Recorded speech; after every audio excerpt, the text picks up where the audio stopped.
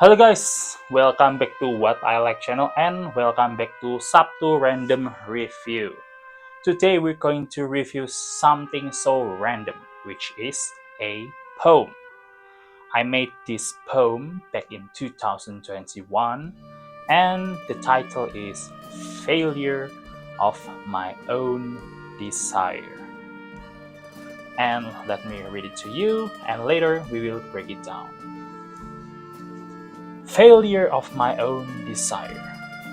The one and only thing my heart desires, the only love I die for, is you.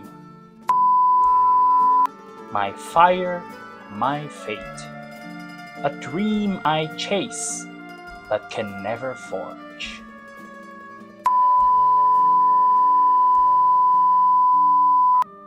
A name as radiant as the dawn's first glow. Since fourth grade, you've lived in me. A whispered wish, a melody. Yet here I stand, a silent ghost. Can't see, can't touch the one I love most. Can't hold, can't save, can't call you mine. Trapped by fate, lost in time. For that, I fail my own desire. Well, that is my poem. Now, let's break it down, shall we? Now, to the breakdown itself. Well, for disclaimers, I make it when I feel melancholic back in 2021. So it's about 4 years ago. First of all, we're going to talk about the title itself, Failure of My Own Desire. Well, the phrase itself, it suggests a deep or personal loss from my end. Not just failing to obtain love, but feeling like I failed my own deepest wish. So it indicates the problem itself is internally, not externally.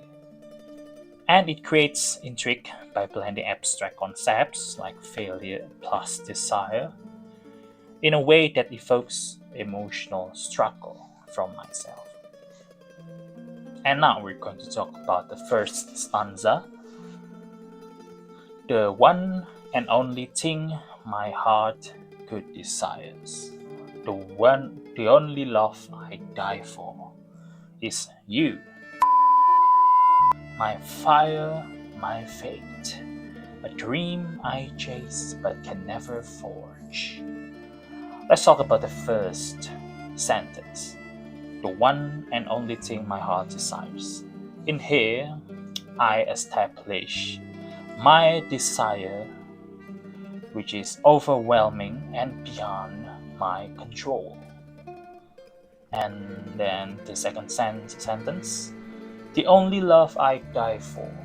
Well, it shows the intensity of this love, suggesting that I would sacrifice everything for it.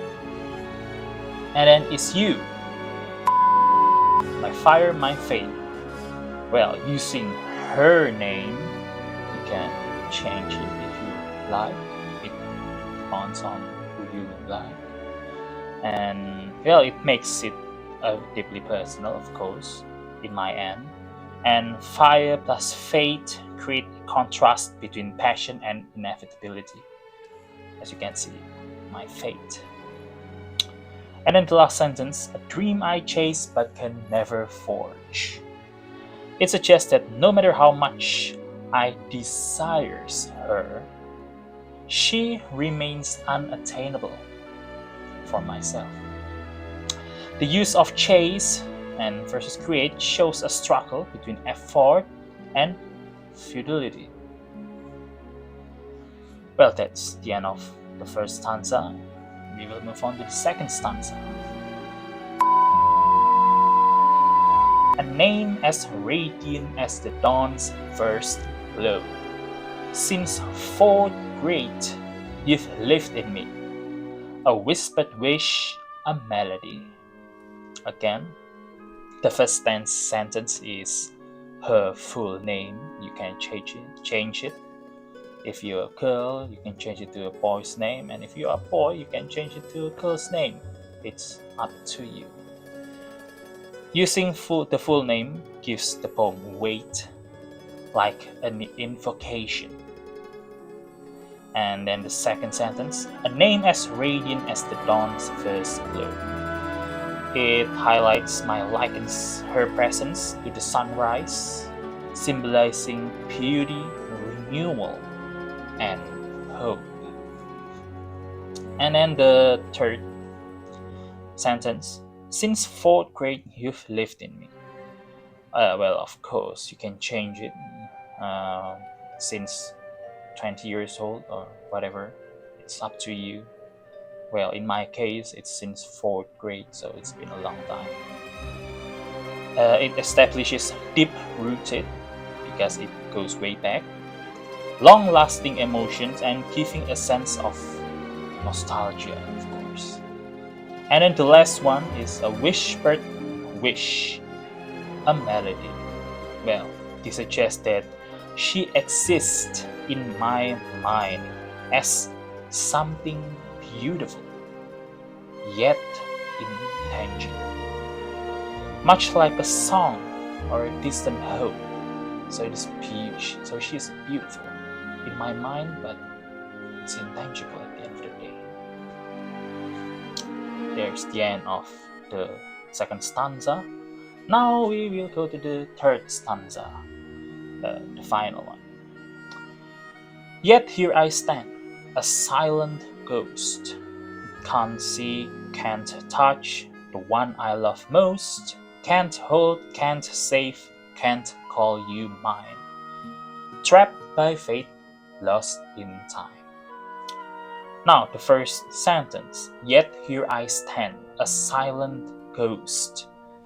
In here I feel invisible, powerless or detached from reality, as though I am fading into irrelevance. You see, in the reality, I am irrelevant.